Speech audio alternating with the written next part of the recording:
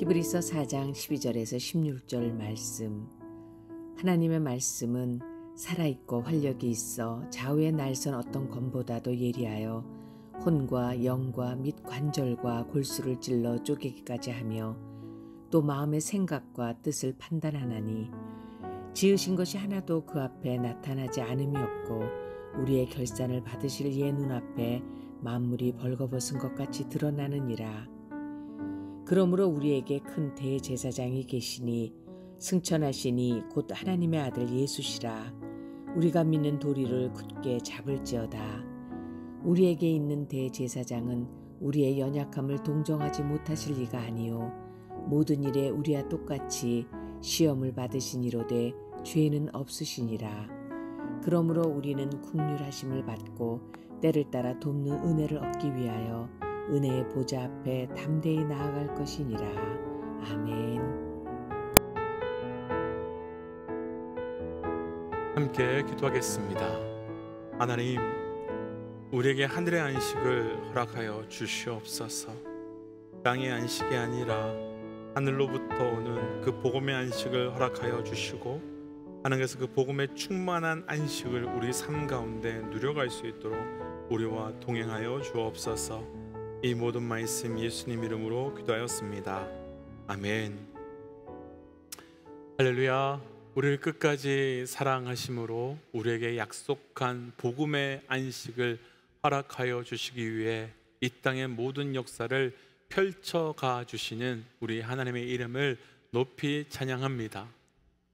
오늘 우리가 함께 나눌 말씀의 제목은 복음의 안식을 주시기 위한 하나님의 방법이라고 하는 좀 긴 말씀의 제목으로 어제 말씀과 좀 연결되어지고 이어지는 말씀입니다. 어제 말씀에서 우리는 하나님께서 하나님의 백성에게 우리의 안식, 땅의 안식이 아닌 하나님의 안식, 복음의 안식으로 나아가도록 위해서 힘쓰라라고 하는 말씀을 함께 나누었습니다. 그런데 어제 말씀 서두에서도 우리가 함께 좀 나누었지만 우리는 우리 스스로 절대로 그 복음의 안식으로 들어갈 수 있는 존재가 아닙니다. 사실 어제 말씀에서는 우리에게 힘쓰라 그렇게 말씀하시긴 하셨지만 우리가 힘쓸 수 있는 것, 그것 또한 은혜인 것은 죄로 인해 우리가 힘써도 될 수 없는 것을 우리가 힘쓸 수 있도록 허락하여 주시고 동참하여 주시기 때문에 은혜라고 말하는 겁니다. 오늘 말씀은 하나님께서 우리에게 우리의 안식, 땅의 안식을 넘어서 하나님께서 주시는 그 하늘의 복음의 안식을 우리에게 누리도록 하시기 위하여 우리에게 허락하여 주신 은혜의 방법이 무엇인지를 함께 묵상하고 우리 삶에 하나님의 놀라운 섭리에 감사함으로 그 은혜의 자리로 나아갈 수 있는 놀라운 은혜가 있으시기를 주의 이름으로 축복하며 또한 도전합니다. 복음의 안식을 주시기 위한 하나님의 방법, 먼저 본문 중에요 12절 말씀 함께 좀 읽어볼까요? 12절입니다. 하나님의 말씀은 살아있고 활력이 있어 좌우의 날선 어떤 곰보다도 예리하여 혼과 영과 및 관절과 골수를 찔러 쪼개기까지 하며 또 마음의 생각과 뜻을 판단하나니. 아멘. 많은 분들이 알고 계시는 아주 유명한 말씀입니다. 그런데 이 말씀을 바로 보기 전에 왜 안식을 위해서 이 말씀을 하셨는가라고 하는 질문을 가지고 좀 말씀을 묵상해 보고 싶습니다. 어제 말씀에서 나온 말씀인데요, 인간에게 있어서 복음이라고 하는 것은 무엇이었습니까? 인간에게 있어서 복음이라고 하는 것은 여섯 번째 날에 창조된 인간이 창조되자마자 안식으로 들어가는 존재가 되었다는 것으로 하나님과의 영원한 동행함과 그 임재 속에 들어가는 안식을 누릴 수 있는 존재가 되었다는 것이 가장 큰 복음이었습니다. 그런데 인간이 타락하면서 그 안식과 안식에서 누릴 수 있는 하나님과 멀어지게 되었고, 그러면서 우리 인생으로에는 하나님으로부터 공급되는 안식이 사라지게 되었고, 동시에 인생의 고통과 고난과 그리고 수많은 결핍과 상실의 어려움이 우리 가운데 시작되게 된 것입니다.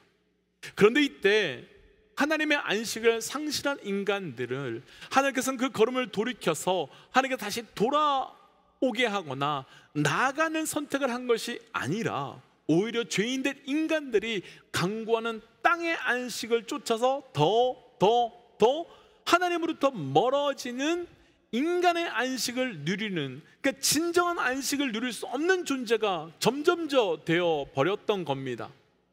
그런데 이때 하나님께서는 예수 그리스도를 통해서 이 땅에 다시 복음을 허락해 주셨습니다.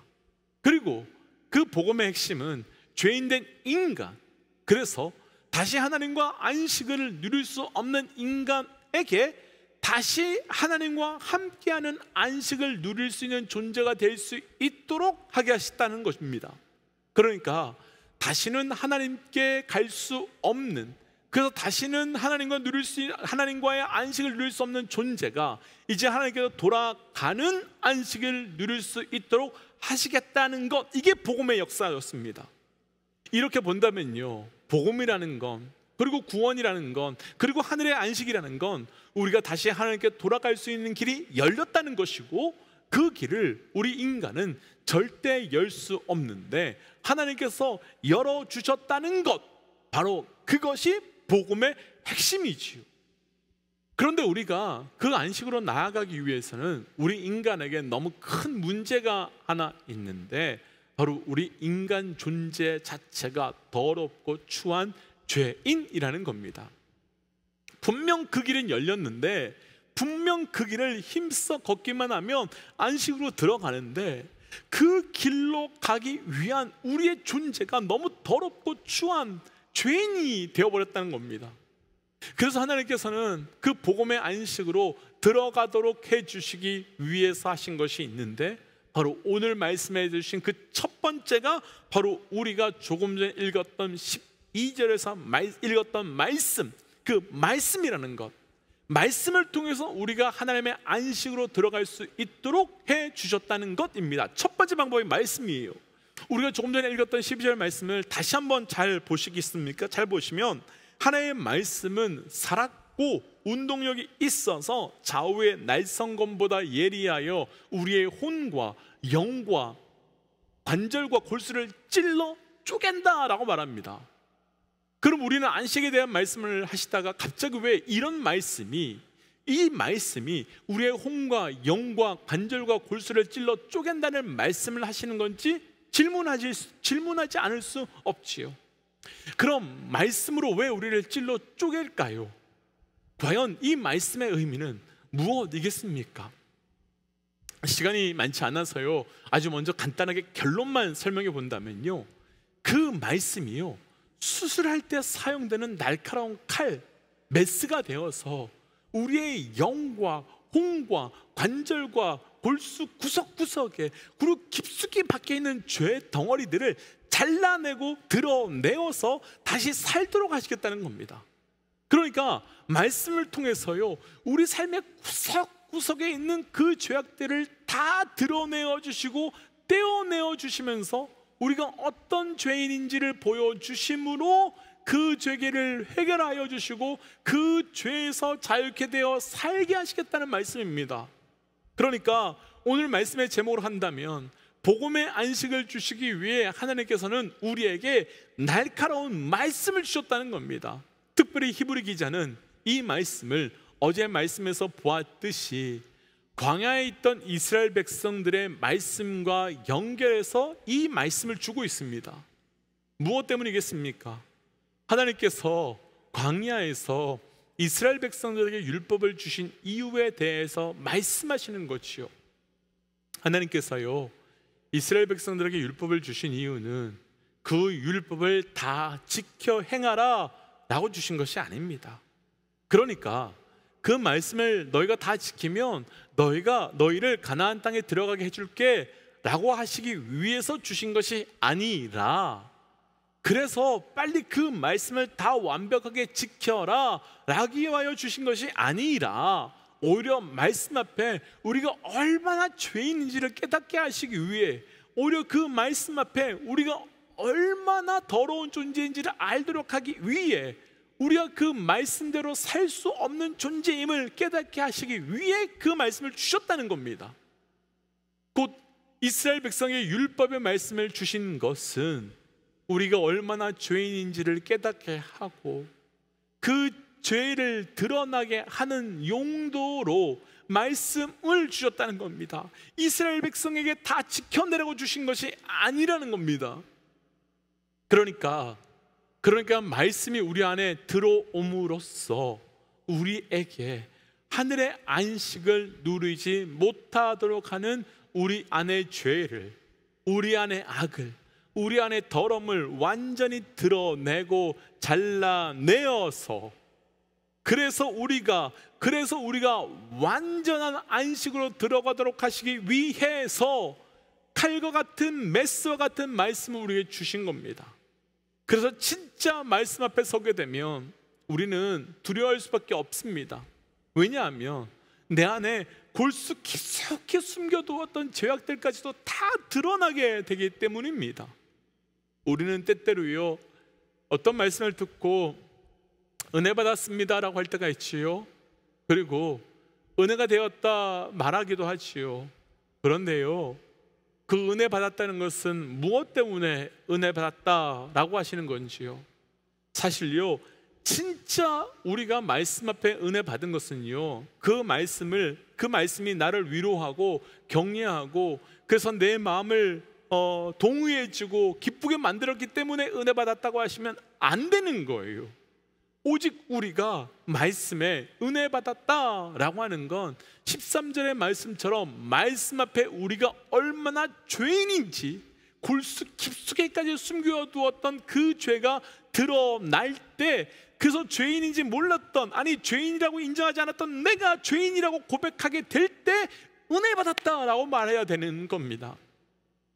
사랑하는 믿음의 동역자 여러분, 우리가 단순히 말씀을 읽고 위로받고 격려받는 것이 아니라 하나님께서 우리에게 주시고자 하시는 진짜 안식에 들어가시기 원하신다면 말씀마다 우리의 죄가, 아니 나의 죄가, 골수 깊숙이 있는 그 죄가 드러나게 해달라고 기도하셔야 되는 겁니다. 그래서 말씀마다 내가 죄인임을 고백하며 그로 인해 우리는 진정한 하늘의 안식으로 들어갈 수 있게 되는 것이요, 축복하기는 우리를 복음의 안식으로 주시기 위해서 주시는 그 말씀 앞에 온전한 그 거룩함의 안식의 은혜가 우리 가운데, 회개로 들어가는 안식의 은혜가 우리 가운데 시작되시기를 주의 이름으로 도전합니다. 복음의 안식을 주시기 위한 하나님의 방법 두 번째인데요, 14절 함께 좀 읽어볼까요? 14절이에요. 그러므로 우리에게 큰 대제사장이 계시니 승천하신 이 곧 하나님의 아들 예수시라. 우리가 믿는 도리를 굳게 잡을지어다. 아멘. 앞에서 나눈 것처럼 하나님께서 우리에게 말씀을 주셨습니다.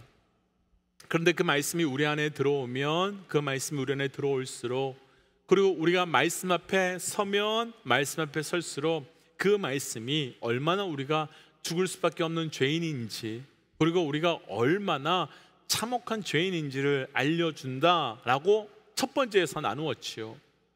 사실 그 상태가 되면요, 우리나라 속담에 벼룩도 낯짝이 있다는 말처럼 감히 하나님께서 약속하신 안식 우리에게도 달라고, 그리고 나도 복음의 안식, 하늘의 안식 안에 들어가게 해달라고 말할 만한 염치가 없게 됩니다. 그리고 오히려 바울의 고백과 같이 오라 이 공고한 사람아 라고 고백하면서 누가 나를 좀 이 죄에서 건져달라고, 좀 숨겨달라고 외칠 수밖에 없는 존재가 되고, 점점 더 나를 부정하며 내가 아무것도 할 수 없는 존재가 될 수밖에 없게 됩니다. 그럼 그때 어떻게 해야 되지요? 너무 하나님과 함께하는 그 안식의 자리로 들어가고 싶은데, 그리고 그곳에 거하고 싶은데 말씀 앞에만 서게 되며 내가 말씀 앞에서 나를 보면 볼수록 들어갈 수 없을 것 같은 더러운 존재인데, 그럼 어떻게 해야 되는 겁니까? 그때 히브리 저자는 말하는 겁니다. 그러므로 큰 대제사장이신 예수 그리스도가 있으니 우리가 믿음으로만 예수를 굳게 붙잡을지어다. 아멘. 어제 나눈 말씀 기억하시는지요? 어제 말씀은 진정한 하늘의 안식을 우리가 누리기 위해서는 우리가 힘써야 한다라는 것이었습니다. 그럼 우리가 무엇을 힘써야 한다는 것이겠습니까? 무엇을 애써야 되겠습니까? 더 기도하고, 더 말씀대로 살고, 더 헌금하고, 더 선교하고. 그래서 내가 힘들고 어렵지만 말씀대로 살아가려고 해보는 것이겠습니까? 아닙니다. 그렇지 않습니다. 우리가 할 것은 예수님만 꽉 붙드는 겁니다. 예수님의 손을 꽉 붙들고 예수님의 십자가에만 의지해서 그 십자가 따라가기만 하는 겁니다. 우리의 악함이 드러나고 우리의 연약함이 드러나면 드러날수록 더더욱 우리는 예수만 붙들고 따라가는 것입니다. 그러기 위해 하나님께서는 무엇을 결정하셨습니까?